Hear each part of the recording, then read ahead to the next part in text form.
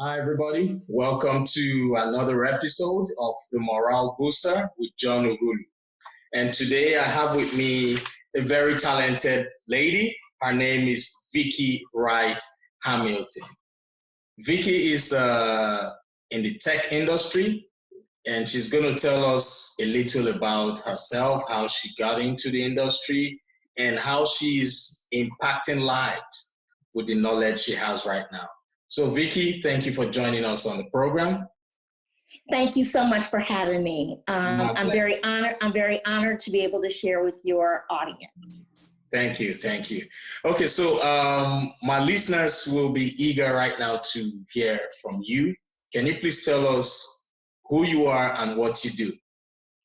Well, yes, I can. And I'm not defined by my job. So what I really am is a daughter, a sister, a mother, a friend, an aunt, and all of those things. That really comes first. Right. But by trade, my history, I came in through corporate America. I've been in technology all of my life. And the way I got into technology is very interesting, and I'll share that story in a moment.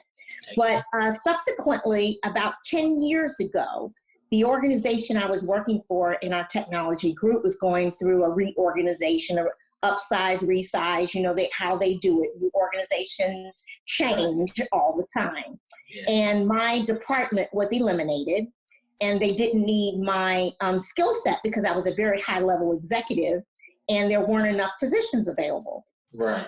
So I got out of my job and I started on my own by accident, but I've been in my own business for about 10 years coming this November. Whoa, congratulations. Thank you. So how did I get in technology? When I was in high school, I used to always be worried about, oh my God, what kind of job am I going to have?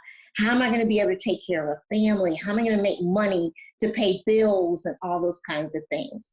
And one of the things I knew was that if I learned a trade, it would help me as I was going through school. So my high school offered an opportunity for me to become a proof operator. Now, some of your listeners won't know what this means, but when you write a check, in the lower right-hand corner of your check is the amount and things that go that you write your check for. Somebody had to key that in. I was the person that keyed that in on an NCR machine. I worked myself up from a proof operator to a supervisor, and actually helped put myself through school. Well, I'm just learning about that now. Huh? I am just learning about that job description. Yes. So after I did that, what really, really got me into technology, I figured if I had proof operating, I could always go to a bank and work, right? Right. But what got my interest in technology is both of my parents had their PhD. Unfortunately, I lost both of them in 2019. Oh. But my mother, thank you. My mother was working on her PhD, and back in those days, they had data computer cards. And I helped to key those cards all the time from a technology perspective. And I went, this is cool. I love this. I want to get into technology. So that's what started my interest in technology. And that's actually how I got started. And then when I got ready to go to college, my father, being on the business side, he got his PhD in finance from the business school. He was always like, come on, Vicki, you need to get business with that technology and you can write your ticket. I said, okay, Daddy. Well, back in those days, they had a degree called Management Information Systems, which was a marriage between business and computer. Right. And they were married together. And I figured one way or another, I could get a job on one side or the other. So that's what I was looking for, is how was I going to have longevity and sustainability when it came to a career.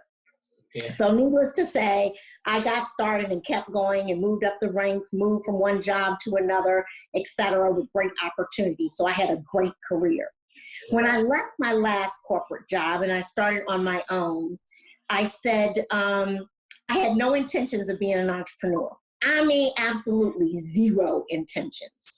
My whole impact was, envision, I'm going to go get me another corporate job. Not a problem. Yeah. Until the market had something to say. Recession time, positions of mind level weren't coming along all the time. Well, I still had to eat. I still had kids going to college, getting ready for college. I'm like, I've got to find a job. So I had been mentoring all of my life. I have always believed to be a good leader, you have to mentor others. Right. Mentoring is really showing how, when you're helping people to help them understand how to do something and move forward, versus coaching when you're working with them. Right. So what I decided to do was I was working for some organizations that could not afford talent of my expertise. And I worked for free just to keep my skill sets up while I was looking for a job. When I found out I wasn't getting one very soon, the phone rang one day, and it was one of my past mentees. And she said, Vicki, I know a company that's hiring and they need you ASAP. I said, I'm on it. So unfortunately, we couldn't come together on price. So I convinced the organization to hire me as a consultant for a project to help them get ready and move forward from a technology perspective. Right. That project was supposed to be 3 months. It went 2 years. Whoa. And that's where it began. Whoa. So I continued in my own career from that point forward. Yeah. Henceforth, now to be 10 years in November. Wow. Congratulations on that. Thank you very much. That's a great milestone you've accomplished today. Thank you. Yes. It's been very, very hard. It's not easy. Yeah, and nothing good comes easy. That's true. That's true. It takes a lot of hard work and dedication. Right. But when you talk about moving into technology and moving forward, I will tell your listeners, I know that you have a lot of people in your audience that are like, okay, I went and got a job, I went to work, or I went to school and I got a degree, but I'm not able to utilize my degree. Right. I'm going to get a job just so I can pay the bills. Right. I'm going to make money just so I can make ends meet. So what do? How do you transition? And that's where one of the services that I offer is coaching. And underneath my coaching element, I really go through on the career side to really understand what are your passions, what are you excited about, what gives you joy. What could you go and do and not get paid for, but working what God has given us as a talent? I truly believe all of us have been given a gift. It's up to us to be able to utilize that gift and maximize it so that we can help not only ourselves, but others. Right. Because all of us are a role model to somebody. That's Everybody true. is. That's okay? true. Because like somebody is always watching you. Yes. So I began to think about, how can I help others to do this? So as I got clients were coming to me saying, I really want to figure out X, and I want some help and guidance in getting there. I want to get to that right role. So once we begin to discover their passions and discover what makes them excited and what gets them going and put a plan together and work that plan, and they have to do a lot of work and have a lot of commitment to that coaching effort. Right. There are times when that coaching became mentoring. And mentoring means that I'm actually going to show you how to do it, right? How to do it and how to make it happen. Right. So I might do a little bit of mentoring within the coaching where it's applicable.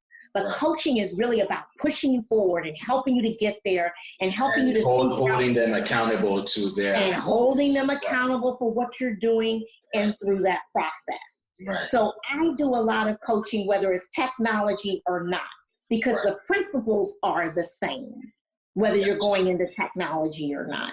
So I really help people when it comes to that aspect. Okay. The other thing I do is that none of us are only our career. You are a total human being. Right. Every other aspect of your life affects you when you go to work. It's not like you walk in the door and you leave everything behind, your loved ones or challenges or problems you have at home or paying bills or whatever. It's not like you leave that behind. You have to deal with that. Yes. And what happens is some of those things out of our foundation throughout our career will impact the way in which we're able to do our jobs and to move forward and make our career happen. Life happens, circumstances change. So how do you change and evolve with that life journey as you're moving forward? So I include a lot of that as part of my coaching opportunities when I'm working with individuals in terms of moving forward. Awesome. And making sure that we take care of self-care and our health. I believe our health is the cornerstone of what we do. Right. Because without our health, we have nothing. That's right? true. So we have to think about family and finance and spirituality and thinking about our health and friends and community and networking along with our career. So that's how it all fits together as a package. Yeah, that's a complete portfolio you've got there. I like that. Yes, and I know my listeners are actually warming up for the rest of the show. Okay, so I've got a question for you. What area of tech are you into? Is it networking? Is it database management? Or is it just general tech consulting? Well, I'm glad you asked that question. So throughout my career, I came up through the operations side, and I also had application and development. So what that means, I had everything from server operations to networks, application and development, program management. I had the entire spectrum from a technology perspective. What I have done is I leverage a lot of all of that experience. I keep my skill sets up as we're in this digital world today and as we continue to move forward. And I help to apply all of that to change management, right, from a technology perspective. Right. And, you know, organizations don't change, people change. Yes. And we have to ensure that we're enabling all the things we do, regardless of what area of technology we're in. We have to help people to be able to adapt and to a change and to fit into what that organization is trying to do strategically to meet their goals and objectives. So I work from the enterprise level, from a change management, working with senior leaders and executives over what are we doing within our technology.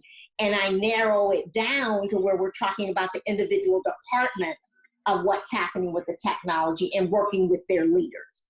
Right. So I've been blessed with the opportunity to have done the gamut and deal a lot with digital media technology as well. Awesome. That's nice. So for those people who are currently listening now, for anybody who is thinking of a career change, do you have any programs? Do you have any ways you could mentor and coach those people into getting into the tech world? So thank you for asking that question. When we spoke a little bit earlier about looking at change management and career and their passions, part of that is what is that transition? Okay. Where do you want to go? What do you want to do? And how do you transition into it? I leverage a lot of my network and people that I know in terms of areas of expertise. So let me give you an example. I may have a client that says, you know, I'm really, really interested in getting into systems administration and dealing with servers and server optimization, and I want to transition into that career. I will help them and guide them on what we may need to do, things to consider to get into that career. But then I'll go one step further. I will introduce you to someone whom I know is an expert specifically in that area. Awesome. I connect the two of you so you can get down to the bits and the bytes of the things you want to know within that area, so you can have that hands-on expertise as well. So I partner a lot. My network is huge. And because of that, it allows me the opportunity to help my clients one step further. The second thing that I do is, once that I have clients and I know what areas they're interested in going into, not only do I put you with an expert, but if I hear about job opportunities or things to help you, I notify you. I say, look, this came across my desk. I thought you might be interested in this. Here's some things that, you know, you may want to consider after our conversation. So I take it, I do both when I'm coaching people in the technology arena. Awesome. That's a nice one. So what are you going to say to those listeners who feel you need to have like 7 brains to get into tech? Well, it's interesting when we think about technology, because let's face it, technology is the foundation and basis of everything that we do. Right. Okay. You can't do anything and not touch some form of technology. Yes. So I think when people say, technology is overburdening, technology is so hard, I think what we're trying to do is lump everything in together. There are so many different aspects of technology that you can go into and that you can explore and become an expert at. It doesn't have to be all things. And technology also has where you have to have the technical aptitude to do project management. So for example, let's say you have somebody who's very organized, somebody who is very methodical, who understands dates and priorities and criterias and what it takes to make things happen. They may make a good project manager, but they make an excellent technical project manager if they have the technical aptitude and understand. So you can understand those things so you can ask the right questions, but do what you're really good at on the project management side and get your project certification, because it's so much more than, it's not being an administrator, it's being an educator, it's being a communicator, it's being a change agent, it's being someone who facilitates implementation, it's being the person that keeps the glue together to make it all happen. Right. So I think there's so many different aspects that the first thing we have to do is decouple what you're classifying all as technology and what specific area you want to get into. And there's ways to do that through questions and answers and interest as you're working with clients. Right. Okay, so I want us to talk about mentorship. Yes. A lot of people do confuse coaching and mentorship. Yes. Right. So I want us to start with mentorship. What's your take on having a mentor when one is seeking career change? Okay, the first thing I want to say is, when we think about a mentor, mentors are people, as I mentioned before, that are telling you how to do something. I'm going to you, and I really want you to show me how, to educate me on how. One mentor can't be everything to you. Right. You need several mentors, and you need mentors that don't look like you. You need mentors who aren't the same sex as you. We need a variety of mentors. Yeah. And what you need to understand when you go to a mentor is, what is it that you do? What is it that you have? What is it that I've observed that I want to get from you? It can be as much as, I need a mentor on how to dress. I love the way you dress. Exactly. Can you educate me on how to do that? It can be a mentor. I love how you speak in your audiences and you get the audience engaged. Talk to me about how you do that. I love how you go into a meeting and you command the audience and everybody respects you when you walk in the room. Tell me how you do that. I love you do your technology roadmaps. I love how you do that. Show me how you're able to make that happen. That's mentoring. Right. When we get into coaching, coaching is more of, I'm going to push your envelope. I'm going to ask a lot of questions. I'm going to push you out of your comfort zone. There's going to be work you have to do. There might be research you have to do, assignments that you have to do, things that you have to put together. I'm going to give you tools that you can use and utilize and customize to yourself. And these are kinds of things, but it's really about asking questions and getting to the root of what you're being coached on. Okay? Right. And every coach may not be able to give you everything you need. You might say, I resonate with this coach because she's from technology. She gets it. She understands how hard it is for a woman. She understands how hard it is from a diverse perspective. She understands, being the only, whatever the case may be. You might find another coach that says, you know what?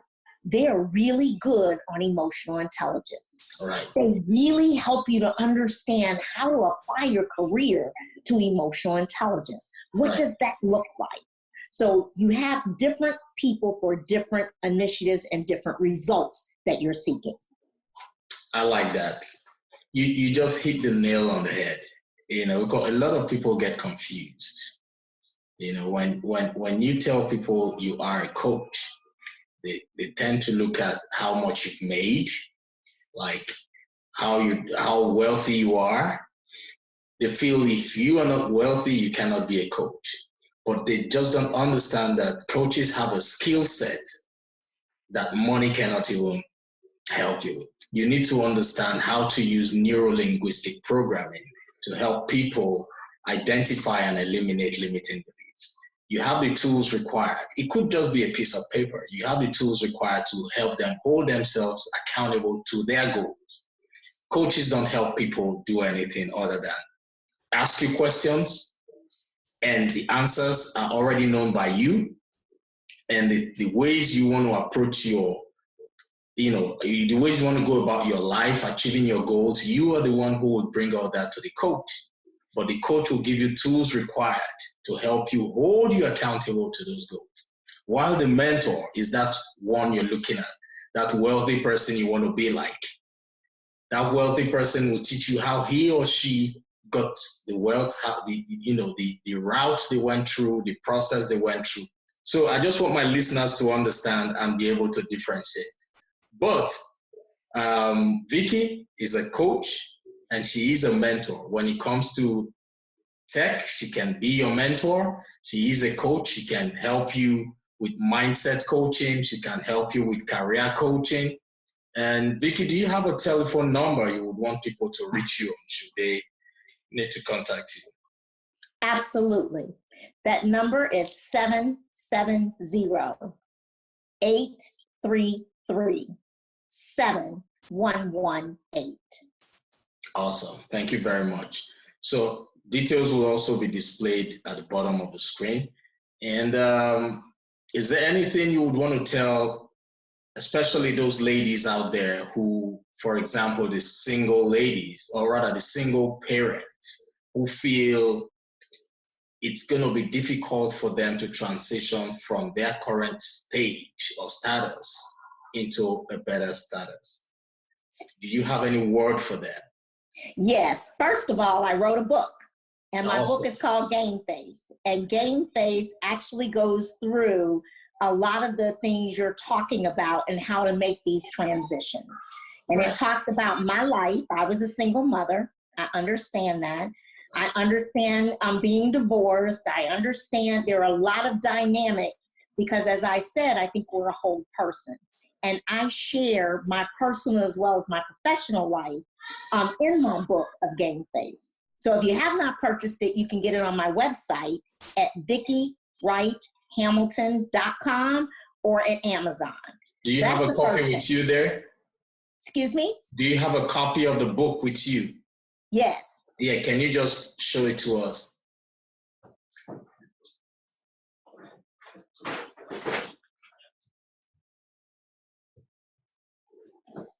Awesome.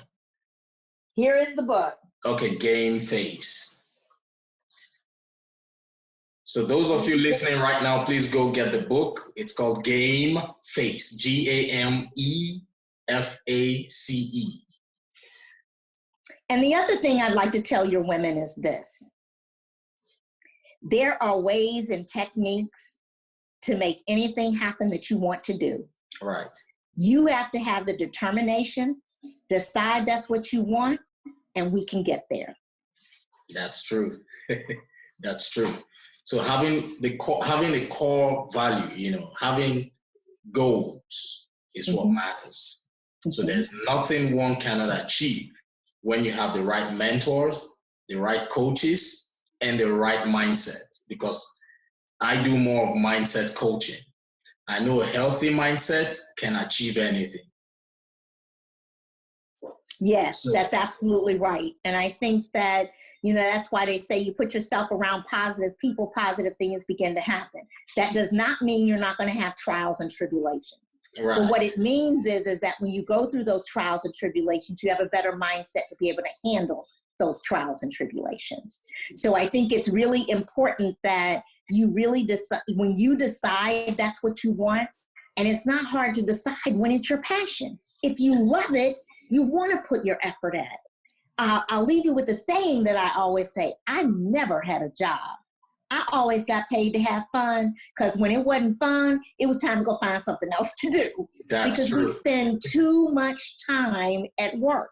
We spend too much time dedicated to the things that are important to us, during the day, and then come home and we're trying to deal with all the things that are important to us, more important to us at home, right? So in order to be able to make those things happen, I know that I need to have joy and happiness when I'm at work. So when those days weren't all peachy cream, because they're not going to be, there's going to be hard days. You have the energy and the strength and the positive know-how to figure out what needs to be done to make lemonade out of lemons. Awesome. That's good. Well, thank you very much. And just to say a few words to the listeners, if you have any questions or if you have any doubts about how to transition into a better career, feel free to reach out to Vicki. She's the person you need right now. So I want us to also understand that perfection is not attainable. But if we chase perfection, we can surely catch excellence. That's what Vince Lombardi said.